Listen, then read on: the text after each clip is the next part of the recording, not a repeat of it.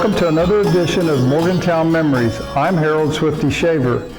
Today we are welcoming Albert Rod Everly to speak about the WVU Coed murders. Hello. I'm glad to be here. Tell us how you got interested in this case. Back in 1970, I was a member of the West Virginia National Guard, and there was a murder committed in Morgantown called the West Virginia Coed murders, where two college girls were hitchhiking and were picked up downtown on University Avenue and taken out to an area in the Weirton Mine area where they were probably decapitated at that location. While I was in the National Guard, we were called out to search for the Coeds in 1970, and on April 14th, we started our search of the Weirton Mine area. The first day, we searched on the Grafton Road and went down to the Goshen Road and then proceeded down the Goshen Road to the Weirton Mine. At that time, we went and inspected all the tunnels and mine shafts and looking for the missing bodies. Then on the 15th, we proceeded up what's called Owl Creek Road and searched that area. And then on the 16th of April, we went up Owl Creek Road and found the missing Coeds at that point. My background is in drafting and engineering. I have an extensive background in mathematics and taught drafting in 1970 at the area vocational school and taught there 12 years, teaching basic drafting and blueprint reading. I was also a member of the 201st Artillery Unit of the West Virginia National Guard, where I was a sergeant at that time. My other background is in construction and construction management. I did a lot of million-dollar projects where I designed them and built them, and during those projects I had to research building codes, zoning regulations, and learn to read in minute detail the codes, to use them the way that would benefit the client that I had. So the experience in that paid a lot of dividends when I started researching this Coed case. A year ago in November, I went to a book signing of the West Virginia University Coed murder case, a book written by Jeff and Sarah McLaughlin. At the book signing, I asked them some questions in a discussion with the writers, and one of the questions I asked them was, do they have copies of the 4 anonymous letters in the Coed murder case? And Sarah informed me that she did, and I asked her to send me a copy of them because I had a hunch of how the case, the mileage in the case should have been figured out. And she sent me the 4 letters, and when I received the letters, the one question that I had was, where did they measure the 25 miles plus 1 mile in the woods from? And in the very first letter, it described the location down on University Avenue where the Welcome to Morgantown sign was located. And at that point, I knew where the bodies were located because we found them. And I took my car and set the trip indicator on 0 down on University Avenue at the city line. And I proceeded to drive south up the Grafton Road to the Goshen Road. And at that point, my trip indicator showed the mileage 5 miles exact. I turned right on the Goshen Road to get down to where the bodies were located and drove 2 miles down the road. Again, I stopped and looked out to the left, and there was the forest that was described in the letters I'd received. And then what I did, I drove on down the Goshen Road 4/10 of a mile, doubled back up Owl Creek Road 6/10 of a mile, and I was sitting in front of where the Coed bodies had been found in 1970. It took me 2 days to figure out the mileage game that had been played by the anonymous letter writer. Well, it's been 53 years now that this case has not been solved. And when the book came out, that brought memories back of the time while I was leading the search team as to some of the thoughts I had in 1970. One was the fact that the mileage was so far off. The West Virginia State Police followed the information in the letters and drove 25 miles to south on the Grafton Road and ended up calling back to the command center and telling them they had driven the 25 miles and they were in the middle of Grafton and there was no woods in sight. So they proceeded on down the road another mile and found the woods and conducted a search in that area. They called back to the command center, and the command center had contacted the state trooper that was assigned to me and told him that they had gone to Grafton and the mileage was way off. So at that point, I thought the writer of the letters was playing a game with the West Virginia State Police, a game of cat and mouse, like a lot of serial killers back in the 70s did. The Zodiac Killer and Charlie Manson and some of those people.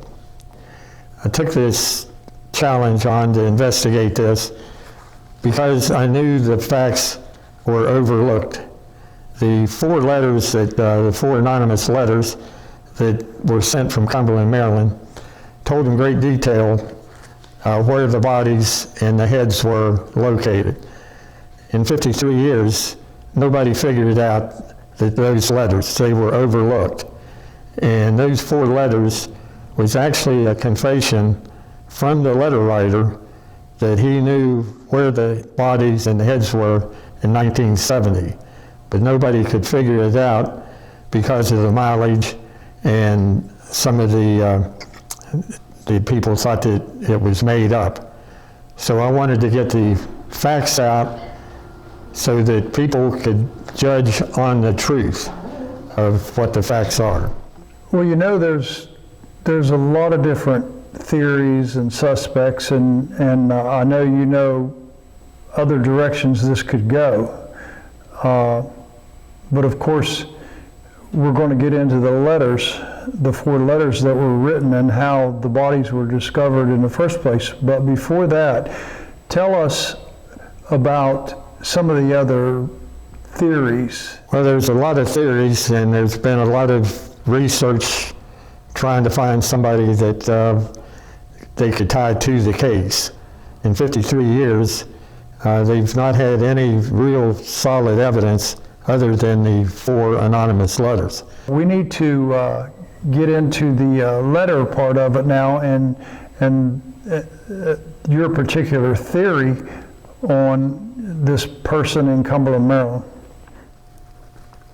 The 4 anonymous letters had been sent to the West Virginia State Police in April 8th, 10th, 21st, and 25th of 1970.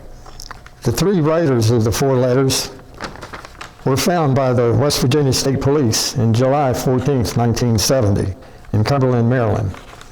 They were the Reverend Robert Warren Hoover, who was a self-ordained minister of the psychic science religion in Cumberland, Maryland. And he claimed about 30 members of being in his cult. Reverend Hoover was a white male, 39, and Amanda Young, who was a white female, was 60, and Fred Channing, who was a white male, 75, all lived together in Lavelle, Maryland. Reverend Hoover graduated from high school and took a correspondence course from a school in Florida. And the course was psychic science. The course consisted of talking to dead people and persons from outer space. His only other work experience was a short time of working as an electrician. Reverend Hoover and the members all got their information from the spirit world. Reverend Hoover, Annabelle, and Fred also confessed to the Maryland State Police and also the West Virginia State Police that the three of them wrote the 4 anonymous letters and mailed them to the West Virginia State Police on the dates previous in 1970. Hoover also told the police and Associated Press that 2 members of his church had been involved in the murders. In the letters, he mentions the heads were used for other purposes. I don't know if that is sacrificed the heads to the spirit world or what purpose they had. As a personal opinion, I feel that the 2 co-eds were killed for their heads only. According to the autopsy report, the girls showed no signs of sexual activity, no trauma to the body, no drugs, alcohol, pot, cuts, or broken bones. The bodies were fully clothed, and except for 1 fur coat and a pair of fur boots, everything else was in place. The autopsy report also stated their time of death may have been 2 or 3 hours after having eaten, according to the coroner. The stomach of MALARIK showed some yellow particles and ingestion of corn and beans. So the coroner placed the time of death within 3 hours of the time that they ate. The co-eds were picked up hitchhiking at 10:50 p.m. on the night of January 18th. If you round that off to 11 o'clock, and you say from 11 o'clock you go 3 hours, say they ate at 11 o'clock or at the movie, that would put them in time of death being around 2 o'clock in the morning. The West Virginia State Police had interviewed 3 different families. On the morning of January 19th, 3 different families had stated that they heard screams coming from the crime scene area the night before. The screams were around 2 or 3 o'clock a.m. The screams lasted less than 5 minutes. From that testimony of witnesses, it seems that the girls may have been killed right there where the bodies were found. There had also been reports of a car matching a description of the car that picked up the co-eds.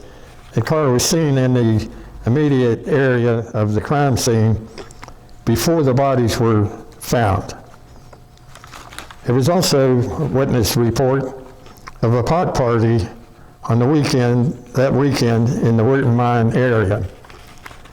There was also a witness report from the roommate that said that her roommate had attended that pot party and that she had seen something that night that upset her terribly, and she wouldn't talk about it to anybody. And she shortly thereafter dropped out of school at West Virginia University. That's one lead that has not been followed up on. Go back and talk about the 3-month law, the 88 days from January 18th, 1970 to April 16th, 1970. There were no leads, sightings, contact, or activity in the Coed case, and no news releases from the newspaper or the media. At this time, April 8th, the Dominion News released information to the public that the purse of one of the girls had been found on the Grafton Road. Again, nobody knew where the bodies were except the killers. The very same day of the news release, an anonymous letter writer in Cumberland, Maryland, wrote his first anonymous letter. He wrote 4 more letters to follow in the next 17 days. That first letter was received the very next day by the West Virginia State Police, April 9th. At this time, the West Virginia National Guard was activated to help the West Virginia State Police in the search for Merritt and Karen. It was during this 90-day law that the anonymous letter writer and his killers decided to tell the police where the bodies and the heads of the West Virginia Coeds were located. Between January 18th and April 16th, Reverend Hoover had a seance with the spirit world. The spirit world gave him detailed information on the Coed murders and the location of the bodies and the heads. Reverend Hoover claims that his seance was with the killers. He even taped the seance for future use. When the West Virginia State Police located him, he played the seance tape for them and even gave them a copy of the tape. We have checked both case files of the Coeds, and the tape's not anywhere to be found. On April 14th, the 201st Artillery Unit of the West Virginia National Guard was activated to help search for the missing Coeds. A team of guardsmen began searching the Halleck Road and miscellaneous back roads for personal items belonging to Karen and Merritt MALARIK. The killers had done this to confuse the West Virginia State Police as to the exact location of the girls. The other team of about 15 guardsmen that I led worked with the West Virginia State Trooper Cunningham.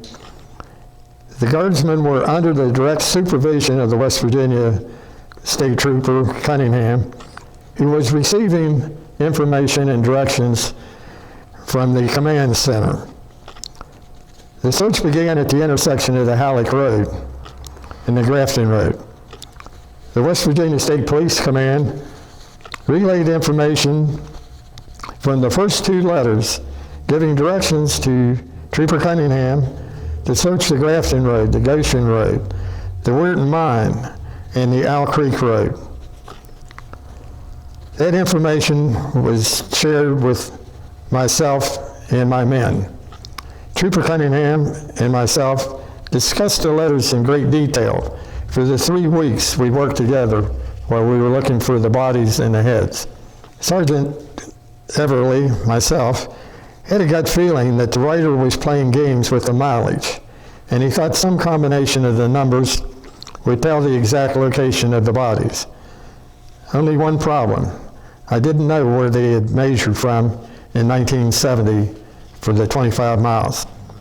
The team of guardsmen searched the Goshen Road and the Weirton Mine complex with no results on April 15th. On April 16th, myself and Trooper Cunningham began the search of Owl Creek Road. About 6/10 of a mile up Owl Creek Road, I sent my team up an old mine road next to the creek to a strip mine. And TC and I were standing out on the Owl Creek Road when we heard screams from Steve Slavinsky, one of the guardsmen, yell for help. I raced to Steve's location, which was about 30 yards, where a girl's lower leg was protruding out from the brush pile. Trooper Cunningham had my team of National Guardsmen secure the area around 11 a.m. Everyone waited to around 3 p.m. for all the officials to come from around the state before the Coeds were uncovered. It was at this time it was noticed that the girls had been decapitated. Also, the girls were fully clothed, except one girl was missing her fur coat and one girl was missing her fur boots. Around 5 p.m., a team of National Guardsmen carried the bodies from the location. The missing Coeds had been found deceased. On April 17th, the West Virginia National Guard continued to search in and around the Weirton Mine area for the heads with no results. Also on April 17th, Trooper Cunningham informed me that the night before, April 16th, he was assigned the task of taking the parents of the Coeds to the West Virginia morgue to identify the bodies of the Coeds. He became choked up when he told me that it looked as though the killer had practiced chopping on the first girl. He also said the second girl was a clean cut. Why has this perfect murder never been solved? He said no one believed the mileage, 25 miles plus 1 mile in the forest. No one believed the letters were real. Everyone believed the letters were made up. The letter writer made the letters and mileage too complicated for anyone to figure out at that time. The anonymous letter writer was playing a game of hide and seek with the police to find the bodies and the heads. People in 1970 didn't believe in psychics or seances. The anonymous letter writer gave names of 2 men he claimed killed the Coeds. Both names were listed as living in Morgantown, and one of them was from New Jersey. The West Virginia State Police checked those names, and both names were fictitious, and both addresses were fictitious. Reverend Warren Hoover was stated that he was too feminine to have killed the Coeds. The Maryland State Police felt Reverend Hoover was a crank because of the Pujo case that Hoover had sent information to, the same as the Coed case, and the information was of little to no help. The West Virginia State Police also felt Reverend Hoover was a crank. The bodies were found too soon, in my opinion, because the cat and mouse game didn't play out long enough for the police to solve. The location of the heads has never been found in 53 years. People thought the letters came from the news articles. The only real leads in the case came from the 4 anonymous letters. January 18, 1970, the girls were kidnapped in downtown Morgantown. Until April 16, 1970, there was no activity in the case. Only the killers knew where the bodies were located. On March 1st, the purse was found on Route 119 South, which is the Grafton Road, and that purse was turned over to the Morgantown Police Department to take care of the evidence. It was stored there for 1 month.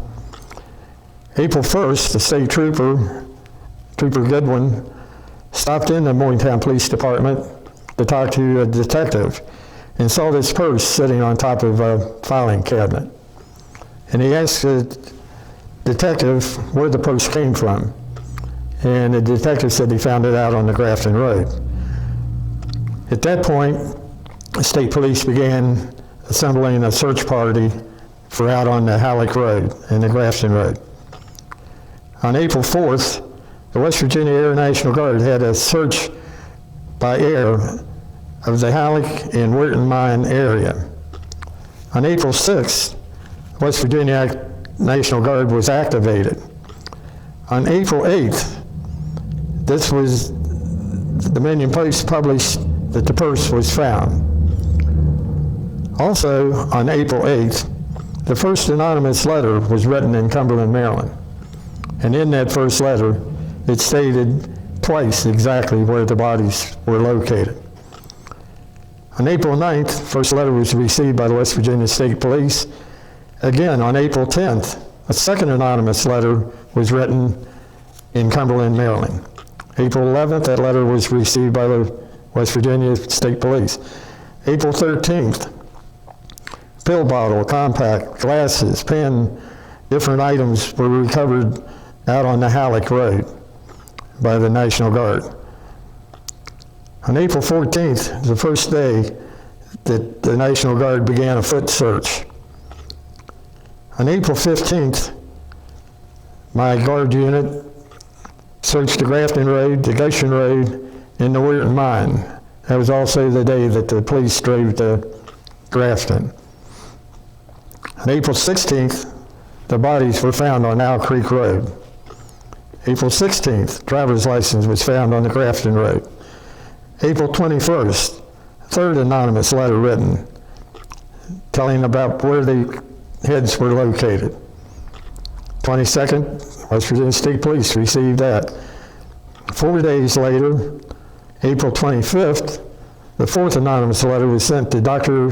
MALARIK, married Malarik's father. On April 26th, fourth letter was received by the West Virginia State Police. July 14th, Lieutenant C.C. West, the West Virginia State Police and handwriting expert, had gone to Cumberland, Maryland, and met with Lieutenant Conrad of the Maryland State Police and found the writer of the 4 anonymous letters in Cumberland, Maryland, strictly by accident.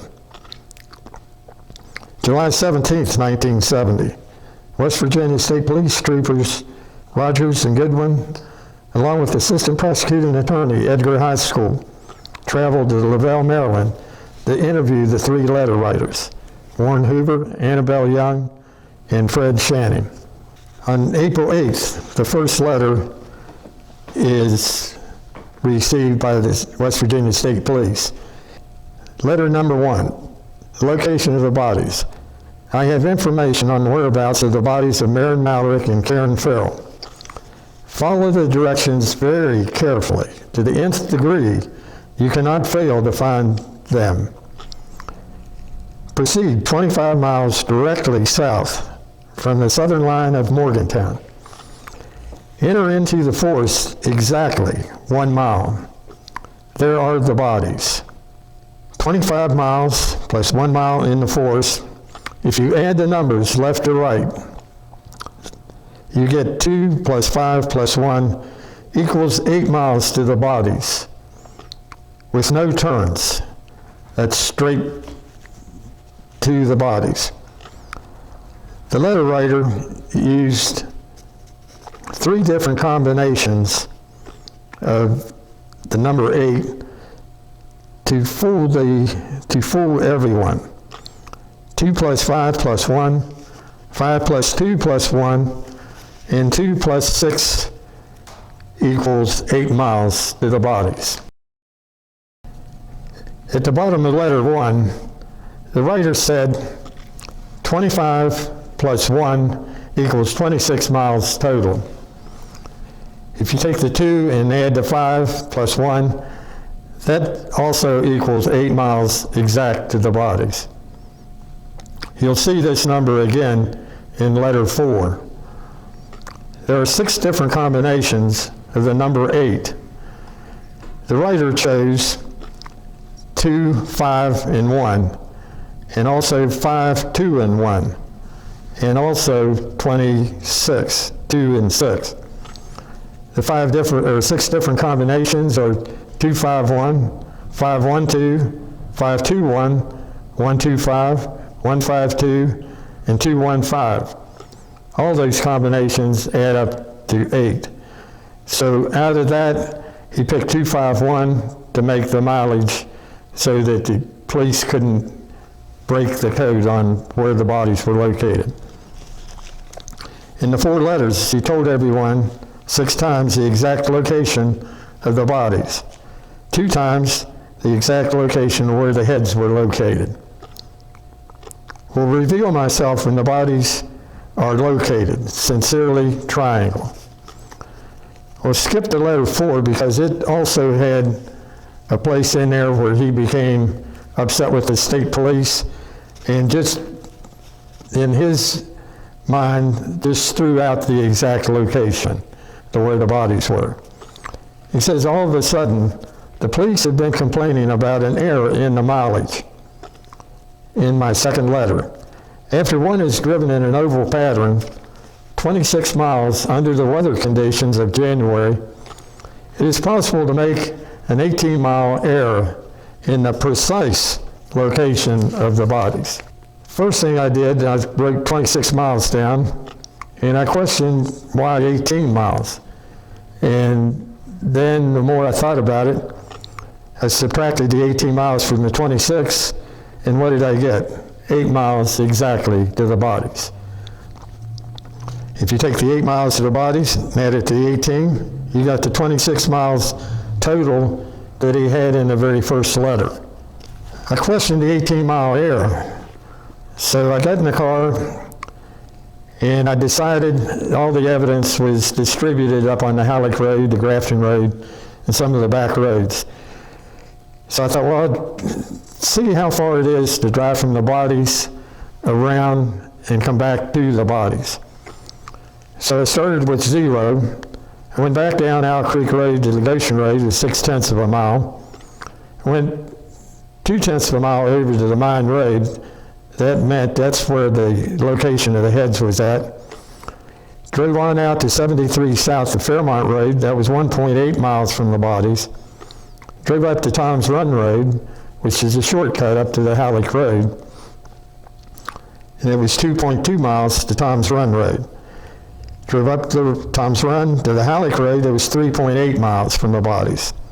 Drove out the Halleck Road to the Grafton Road. It was exactly 10 miles. I drove down to the Goshen Road.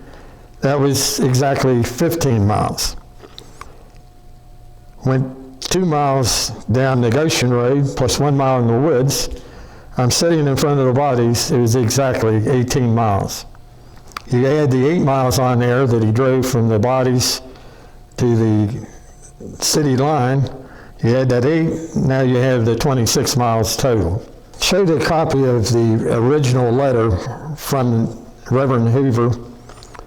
And in that original letter, you'll see down at the bottom left-hand corner, he drew a map. Shows the city of Morgantown in a black dot. And it shows a line, which was the southern limit of the city of Morgantown. He drew a line straight down the page. And on the left-hand side, he says, follow this line. You come to another line, and he has a note on the right side that says, edge of the woodland. And down at the bottom, he has a dot. That's where the bodies are. So on the right-hand side, he put a dimension line, 25 miles. So if you take the 25 and you put 2 plus 5, now you got 7 out in the column, and you add the 1 mile in the woods, you've got 8. So in this map, he shows you the bodies are exactly 8 miles from the city line of Morgantown. In letter 2, he says, reread my first letter. Remember, this is 2 days after the first letter. He says, if you reread my first letter carefully, you'll see the directions were specific. You go directly south from the city, meaning the southern limit of Morgantown. Straight south 25 miles, you will come to a forest woodland. Enter in 1 mile. And he had south in parentheses. Put the compass right there where you enter the forest, and if you go on down the Goshen Road, you go directly south. He says, fanning out, you will locate the bodies of the girls covered over with brush. Look carefully. The animals are now on the move. So he tells you specifically that they were covered with brush, which they were. They were laid on top of stones because the ground was frozen. The animals are now on the move. The one girl's leg had been pulled out of the brush pile, and the foot was eaten off of it, and one finger was missing. He says, do trust, this will help you to the exact location. Will still identify myself when the bodies are located. Sincerely, Triangle. Some notes that I had were, the writer is upset the West Virginia State Police are not moving fast enough. The writer has been back to the bodies in the 88 days from January 18th to April 16th. The writer wants the bodies to be found as soon as possible because the animals had already gotten into the leg of one of the girls. The writer was watching us daily. Trooper Cunningham and I both felt that we were being watched. The writer wanted credit for finding the bodies. He made no bones about that. The writer knew who actually murdered the Coeds or murdered them himself. The writer knew the exact mileage, 8 miles to the bodies. And the writer also wanted the reward money of $3,500, which at that time was a good bit of money. In letter 3, the first 2 letters, he never mentioned the heads being missing. But in letter 3, he gives the coordinates to locate the heads. And he says, I'm sending along another clue. The heads can be found from the position of the bodies by striking out 10 degrees southwest for the first head and approximately 10 degrees southeast for the second, roughly 1 mile. You covered 7/10 of that mile already. They are within the mine entrance, if you can call it an entrance, considering its condition. They are buried not over 1 foot in depth. You take, in parentheses, you take 1 mile, already covered 7/10 of that mile, you have 3/10 of a mile left. Just keep that in mind.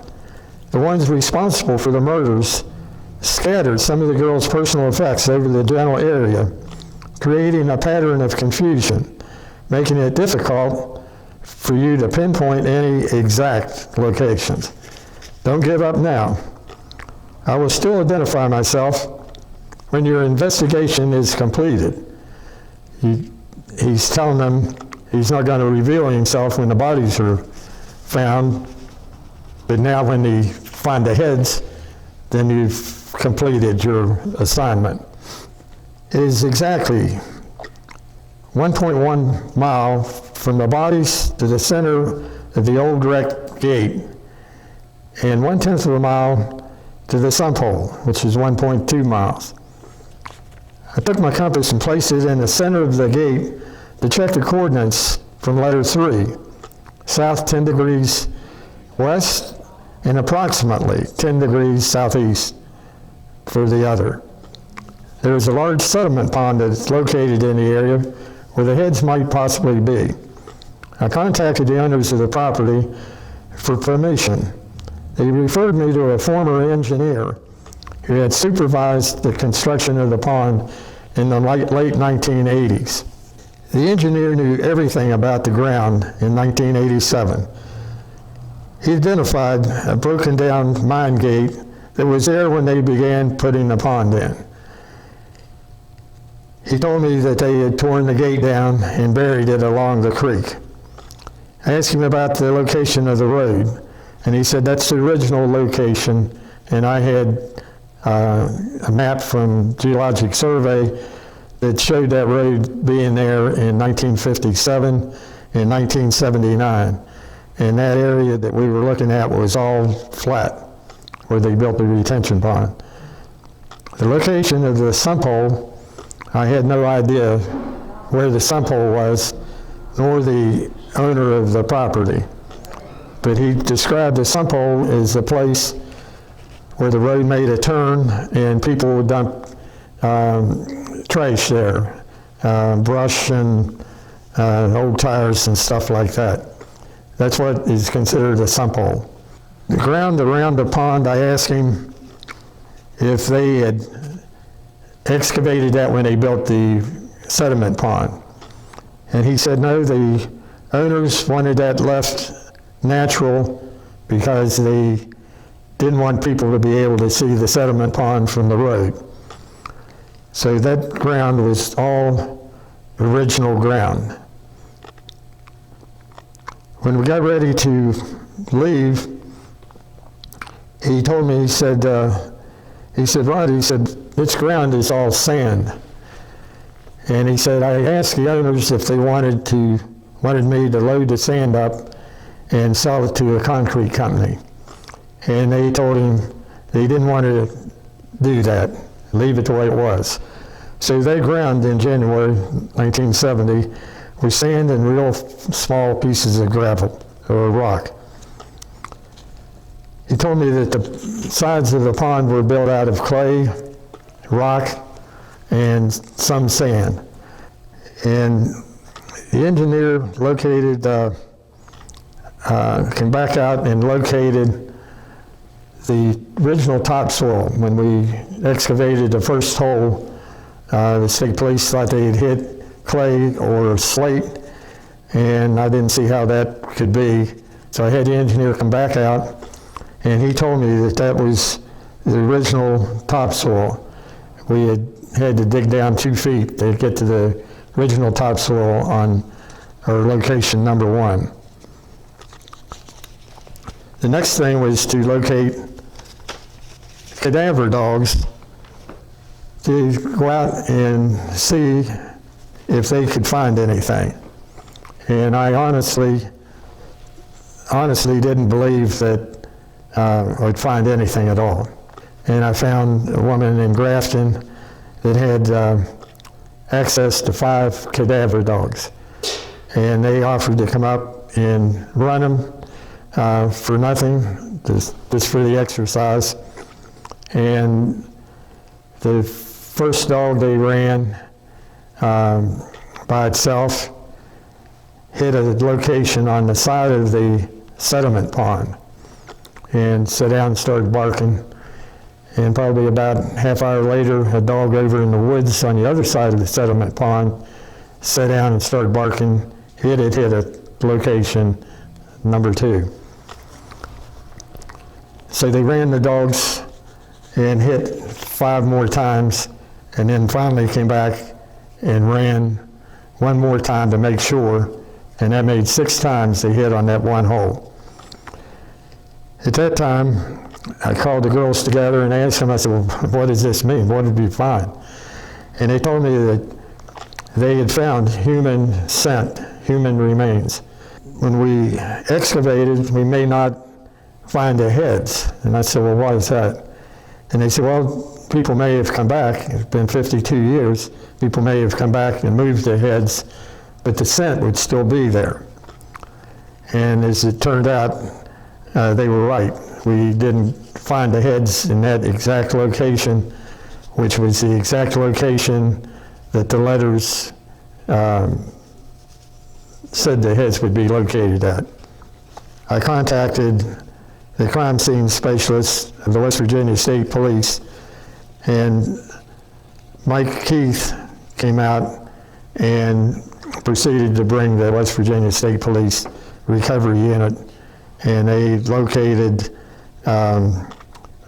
the location according to the anonymous letters. The hole that we excavated was 5 foot by 7 foot, and we went down 2 feet, 8 inches, and didn't hit anything. And of course the letters said if we went down, the heads were only 1 foot deep. And of course I asked the question, is that the top of the head or the bottom of the head? And so we went on down 2 feet, 8 inches, and in the end, we dug all the way down till we hit solid rock in those 2 locations. We're still waiting on the state police to bring their laser X-ray type machine to check the area around the 2 holes themselves. The scent travels in the ground, in the air, in the water, so that the scent may have moved at sometime during that 53 years. And one person that lives out there said that that area had flooded a couple times back in the 70s. And the engineer said that the area where the retention pond was at one time must have been a river or a large stream. Okay, in letter number 4, the letter writer sent the letter to Dr. and Mrs. MALARIK, the father and mother of one of the girls. He says, I've sent 3 letters to the West Virginia State Police. The first and second letters were taken with some seriousness. The search was successful in locating the bodies, minus the heads which were needed for other purposes. Don't let the authorities try to convey the idea the letters had nothing to do with finding the bodies.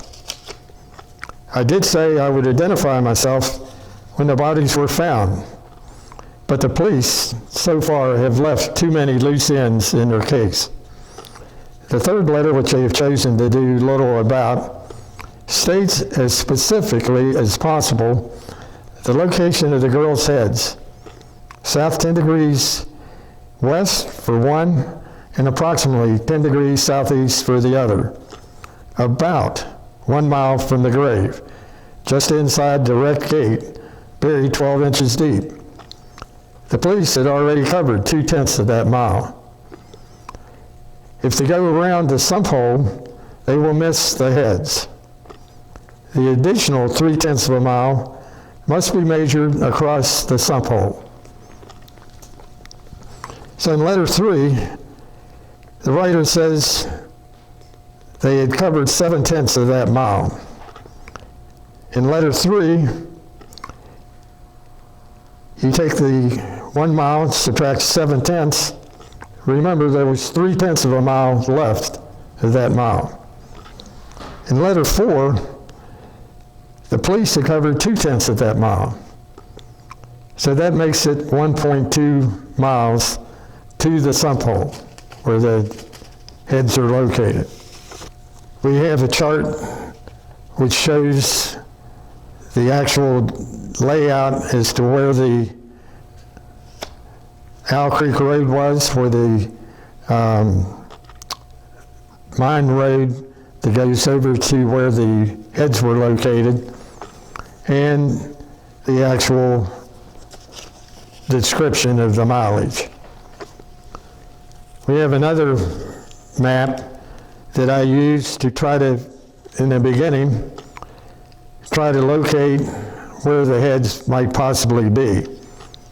And on that map, if you went 25 feet up the north-south line, the heads would have been 10 feet apart.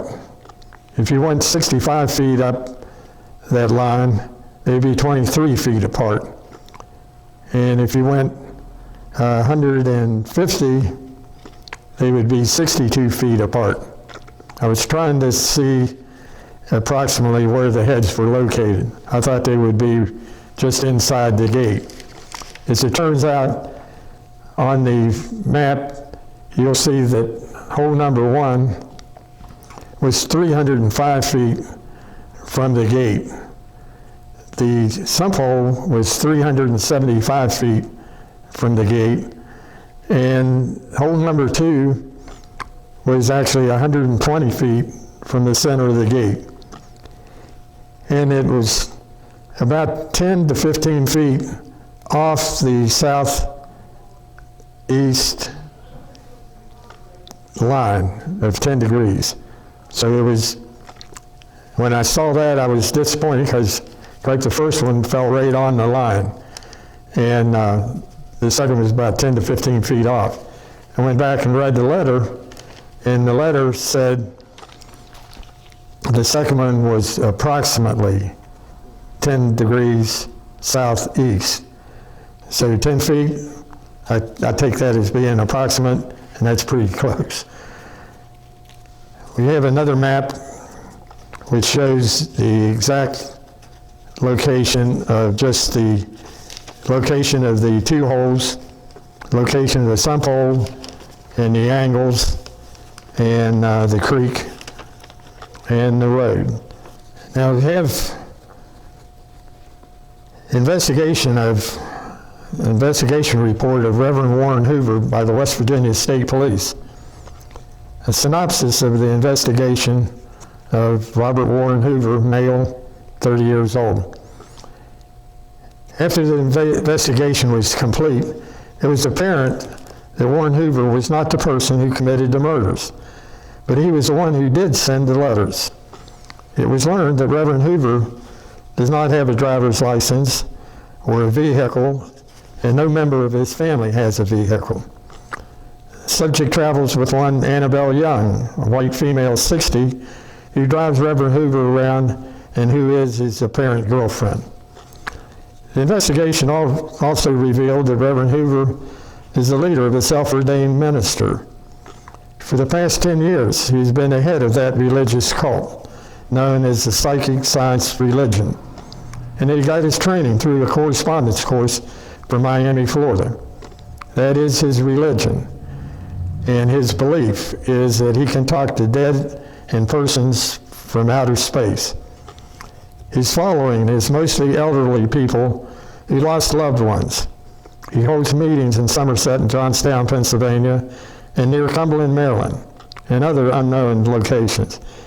He puts himself in a trance, and through his voice, he talks to the dead and the followers that are present, as if he was the loved one and not himself by being in this trance. The investigation found that Reverend Hoover wrote these letters for several reasons, some of which are he was interested in getting publicity from the news media for himself and his religion, that he will get in touch with the family of the murdered victims and through himself let the families talk to the victims and console their families.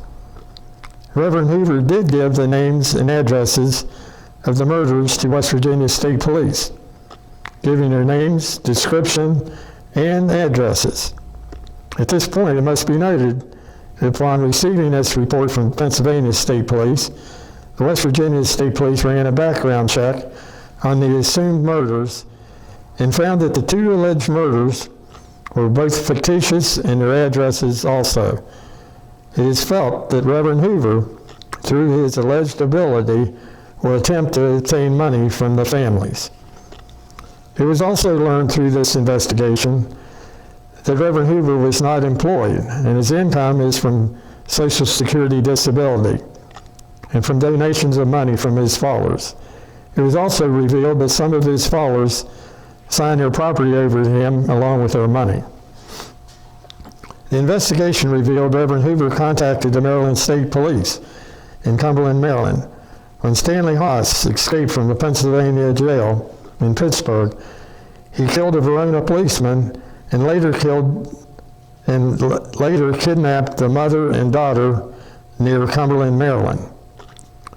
Reverend Hoover gave them information as to the location of the bodies and other details. The case was never solved, and it hasn't been solved to this day, as far as I know. The information Reverend Hoover gave the Maryland State Police was of no value to them. It was a general consensus of the West Virginia State Police and prosecuting attorney who went up and interviewed the three individuals. The three subjects had nothing whatsoever to do with the Coed murders. The 25 miles south on I-119 South and 1 mile in the forest was totally inaccurate and made up. The subjects were living in a world of their own, and any attempt to discredit them would be met with hostility. They didn't believe the information in the letters came from the spirit world or in the seances. They compared the 4 letters with news articles in the Cumberland newspapers. A writer of the letters with a little imagination and some basic facts and some news articles might be able to write the anonymous letters. They didn't believe the spirit world or outer space could give the detailed description to the nth degree like the letters did. They did not believe the tapes were with deceased people. Dr. Spencer, the voice on the tapes, sounded just like Reverend Hoover. Both names and addresses of the 2 suspects were fictitious. They wished to receive the reward offered by the MALARIK family, since Reverend Hoover, according to Mrs. Young, was instrumental in the finding of the bodies. The reward was $3,500. Nothing found that anyone gave large amounts of money to Reverend Hoover. The subjects had offered no information during the Peugeot kidnapping investigation, and what little information they did offer was inaccurate and only tended to support the fact that they were mere cranks, according to the Maryland State Police. It seems that the West Virginia State Police were the same opinion as the Maryland State Police, and that was that they were mere cranks also. The West Virginia State Police never considered Reverend Hoover a suspect and never took the anonymous letters seriously. They were sure the letters were made up. When the West Virginia State Troopers were working the Coed case, were transferred around the state, the case became stagnant and no activity since. The West Virginia State Police on April 23rd, 1970, did a great job. They went to the West Virginia University Med School and got psychiatrists and psychologists, and also the assistant prosecuting attorney, and two of the lead investigators for the West Virginia State Police, and asked these individuals to analyze the 4 letters and give their opinion of who wrote the letters, so they'd have some idea who they were looking for. The comments were, the letters were written by someone between the ages of 20 and 25, not below 20, nor someone above 50. Has a fetish for certain types of apparel, like garments, fur coats, or fur boots. Might have a footwear fetish. Suspect might like to rub fur, as the missing fur coat and fur boots. Suspect might like to wear the missing articles. Suspect may try to prevent identification, such as to remove the heads to hide the evidence or cause a death for other purposes. Suspect didn't bury him in the ground. Maybe he couldn't think of a better way. The ground was frozen in January, or maybe he was in a hurry. Suspect might like to return to the site from time to time to view his handiwork and get his kicks. Suspect lives in the area. Suspect probably committed lesser crimes before. Suspect is emotionally flat. He's good at blocking out feelings. The murder was committed by a cult, possibly a hippie cult like Charlie Manson. Ridicule could trigger further violent reactions. Suspect that wrote the anonymous letters is in his later 20s. Suspect likes to play games. Suspect is likely to be energetic. Suspect has a great imagination and lives in a fantasy world. He's probably not married. He gets his kicks from using zodiac symbols. He is aloof and thinks he's important. He's probably not a college graduate. He has a superior attitude. He thinks he's very clever, but he is not. He gives very vague directions, but he thinks they're very specific and clear. He tells himself any trouble that the police have following his directions is because they are not smart enough. He might be a draftsman because of the drawing on the second letter and the coordinates for the location of the heads, or he thinks he has those skills. He probably fails with women. He is a frustrated man. He hates women, all of them. Trooper Goodwin asked the psychiatrist and the assistant prosecuting attorney, would you say the man who wrote these letters killed the Coeds? Undoubtedly, Dr. Carter says, while every one of the psychiatrists and psychologists around the table simply nodded in agreement. The consensus at the table is the same man who wrote the letters killed Meredith and Karen. But Trooper Goodwin's gut tells him otherwise. Well, Rod, after all of this stuff that you've told us about the Coed murders, who in your mind do you think is the prime suspect? I think without a doubt that Reverend Hoover and Annabelle Young and Fred Channing committed the crimes or knew who did commit the crimes. I think that there's room to investigate those 3 people as being the murderers. Because if they didn't do it, they were guilty of being an accessory. They do know. Now, all 3 of them are deceased now. So somebody needs to go back and investigate them as suspects. Now, there was also 2 people in Morgantown that the state police, when they were all transferred, they were close to closing the case. They had 2 suspects that lived out on the Grafton Road.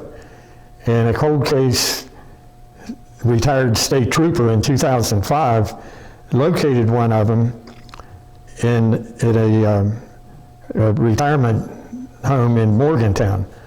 Talked to that guy 3 times, and from the interviews, he sounded guilty as could be, but the state trooper died after the 3rd interview. So nobody really found out, but he sounded like he was guilty.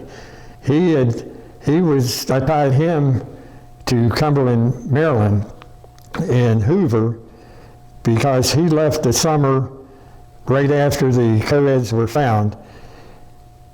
He left and went to Cumberland, Maryland, and lived with the Amish for 25 years. Nobody ever talked to him. Nobody knew where he was at or what he did for 25 years until Trooper Hall found him at the nursing home. And his cousin left in January, right after the girls were kidnapped. He's the one that had the fur fetish, and he moved to Ohio, and they never interviewed him. I want to thank you for coming in today, Rod, and sharing this information about the WVU Coed murders. Thanks for having me here today. Thank you for watching, and we'll see you again next time.